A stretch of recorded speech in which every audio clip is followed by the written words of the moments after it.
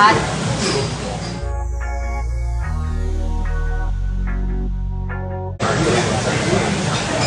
Mama's turn. Hot. Let's blow first, okay? Ayon nga sa post ni Angelica Panganiban, ay i-date nga daw sila ng kanyang asawa na si Greg Homan. Makikita naman sa short video clip na inareshare ni Angelica Panganiban na kuha ni Greg Homan.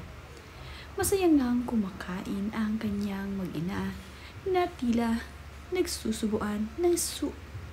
Nakakatuwa naman nga at gustong-gusto ni Baby Bean ang food na kanilang kinakain ni Mami Angelica. Nung una nga ay sinusubuan pa ni Mami Angelica itong si Baby Bean. Ngunit kalaunan ay kumukutsara na itong si Baby Bean sa cup ng kanilang soup. Makikita nga dito na nagustong-gusto ni Bean ang soup na kanilang hinihigop ni Mami Angelica. Na ayon nga dito kay Bean ay hot nga raw. Kaya naman, ang sabi sa kanya ni Mami Angelica ay i-blow nga raw niya ito upang hindi na maging mainit.